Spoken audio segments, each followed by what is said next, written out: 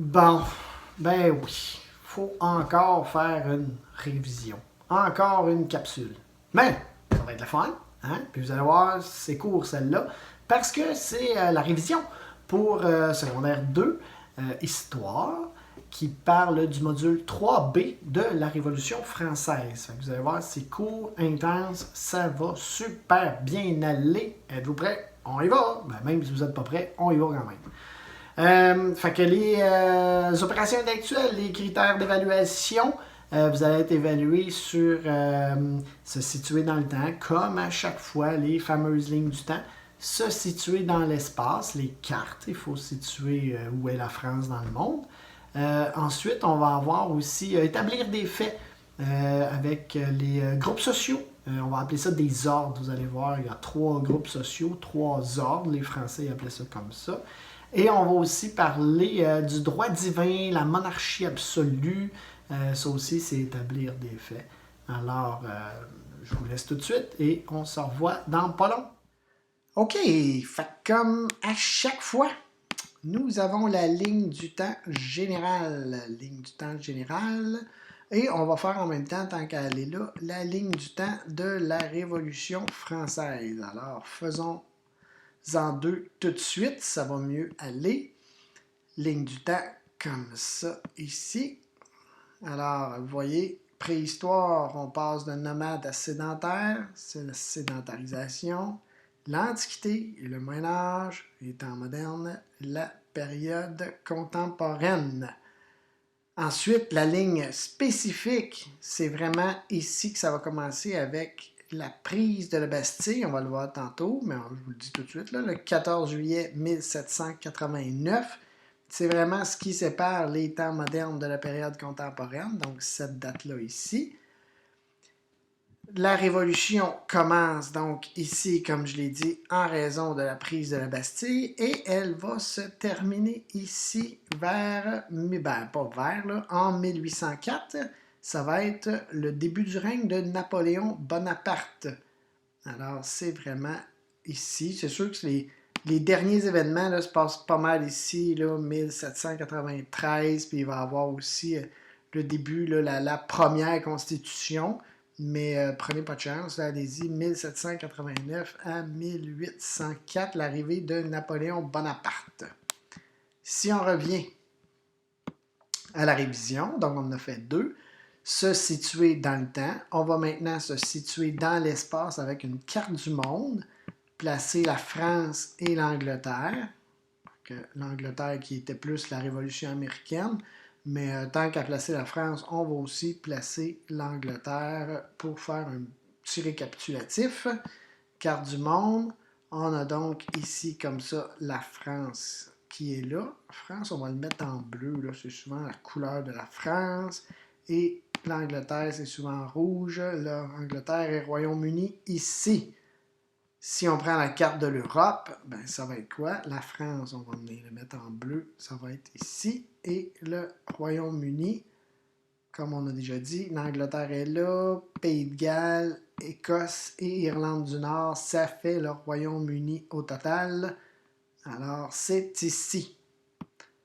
Se situer dans l'espace. Si on revient ici, donc établir des faits ici, il faut dire quels sont les 3 ordres. Eux, ils appellent ça les ordres, mais pour nous, c'est la hiérarchie sociale, les groupes sociaux, si on veut, de la société. Boy, hein, la ligne est croche. De la société française. Donc, les 3 ordres sont voyons, la noblesse, le clergé et le tiers-état. Souvent, on a l'image, il faudrait que je vous trouve ça. Bougez pas, on va venir voir ici. Regardez bien, les 3 ordres sont ici, pas là. Je veux vous le montrer que je ne trouve pas. Ah, voilà, ici. Donc, dans votre document, la hiérarchie sociale, donc la haute noblesse, le clergé et le peuple. Et l'image qu'on voit souvent, c'est ici, donc le pauvre monsieur du tiers-état. C'est comme la population qui supporte le poids de la France, de la noblesse et du clergé. C'est souvent une image choc qu'on voit. Donc, tiers-état, noblesse et clergé en haut. Ce sont les deux groupes. Je vais revenir placer ça ici, parce que je vais en avoir besoin tantôt. Comme ça. OK. On revient. Voilà. Comme ça. Alors, ce que je voulais vous dire, c'est ça. C'est que le droit divin et la monarchie absolue, c'est quoi cette affaire-là? Bien là, on revient ici, toujours dans votre document. Ça se trouve être à la page 7. Alors, c'est la montée en puissance de la France. C'est sous Louis XIV que toute cette montée-là de la France, tout ce snobisme-là, si on pourrait parler ainsi, là, de la monarchie absolue, c'est vraiment Louis XIV qui se faisait appeler le roi soleil, c'est pour ça. Lui, il va gérer ça là, comme un monarque, ça veut dire un roi. Donc, une monarchie absolue, vous voyez, c'est un régime politique dans lequel le roi a tous les pouvoirs. On appelle ça aussi l'absolutisme. Donc, la monarchie absolue et l'absolutisme étant le mot-clé, la monarchie absolue. Ça veut dire, lui, il ne pouvait jamais être critiqué. Lui, il était persuadé qu'il avait été mis là par Dieu. Alors, on appelait ça aussi le droit divin. Fait que le droit divin, la monarchie absolue, l'absolutisme, c'est tous des synonymes. Alors, c'est ce qu'on appelle vraiment la montée en puissance de la France. Et là, ça va se poursuivre parce qu'il va y avoir Louis XIV, Louis XV et Louis XVI qui va être embarqués dans ce tourbillon-là du décorum, de l'étiquette. Tu sais, vraiment, là, ce qu'il y avait là, de plus extravagant là, dans tout ce que la France était. OK, on est revenu. Alors là, ce qu'on va faire, c'est on va parler dans la deuxième partie les causes de la Révolution française, donc déterminer des causes et des conséquences. Alors, c'est sûr que ça va être des causes et la principale la principale conséquence, c'est qu'il va y avoir fin de la monarchie et début de la République française qui va nous amener une démocratie. Ensuite, il va y avoir encore une fois se situer dans le temps, donc la prise de la Bastille, ça ressemble à établir un fait, là, établir des faits. Donc, prise de la Bastille, déclaration des droits de l'homme et du citoyen. Et après ça, encore se situer dans le temps, il va y avoir une série d'événements qu'il va falloir mettre en ordre chronologique. Alors, on se revoit pour la fin. On a les causes de la Révolution française. Donc, les causes de la Révolution française, ben, ça l'est un petit peu, hein? Tout ce qui est la monarchie absolue, l'absolutisme, là, c'est vraiment une cause incroyable. Après ça, il y en a plusieurs. On a aussi, ils ont eu des hivers difficiles, ce qui fait en sorte que le blé d'hiver et de printemps poussait pas. Ça va faire en sorte que le prix du blé va augmenter beaucoup, beaucoup, beaucoup. Fait que ça va faire une crise des céréales, ce qui fait que le prix a augmenté, comme j'ai dit tantôt, en flèche. Les pauvres habitants de Paris, surtout, n'avaient pas les moyens de se procurer du blé. Ensuite, la reine qui dépensait beaucoup, beaucoup, beaucoup, la reine Marie-Antoinette. Après ça aussi, l'aide qui va être apportée aux États-Unis pendant la guerre de conquête. Dans le fond, pas de conquête, excusez, c'est pas ça. La guerre d'indépendance. La guerre d'indépendance des colonies américaines contre l'Angleterre. La France, on l'a vu dans l'autre capsule, puis dans le module 3A, la France va aller aider les colonies américaines à se libérer de l'Angleterre et devenir un pays. Donc, les 13 colonies vont devenir les États-Unis. Fait que ça aussi, c'est une cause.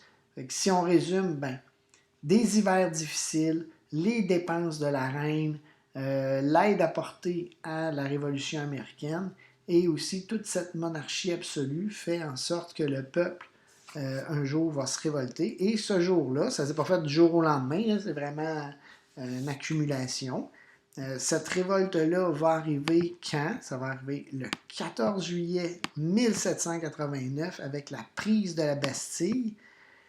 Et la Bastille qui était une prison autrefois royale, c'était symbolique, mais le peuple va se révolter et va s'emparer de la Bastille. Ce qui fait en sorte que ça va nous amener Des événements, alors il va y avoir plusieurs événements, un peu comme on avait dans la capsule sur la Révolution américaine. Donc ça ici, il va falloir se situer dans le temps. Alors, les événements sont ici. Fait que vous voyez la prise de la Bastille qui est là. OK, comme ça. Fait ici, si on revient tout de suite, regardez bien. Ici, prise de la Bastille, 14 juillet 1789. C'est pour ça que depuis ce temps-là, à tous les 14 juillet, c'est la fête nationale des Français. Hein? Les Américains, eux, c'est le 4 juillet. Au Canada, c'est le 1er juillet. Au Québec, c'est le 24 juin. Mais la Bastille, c'est le 14 juillet 1789 et c'est la fête nationale des Français.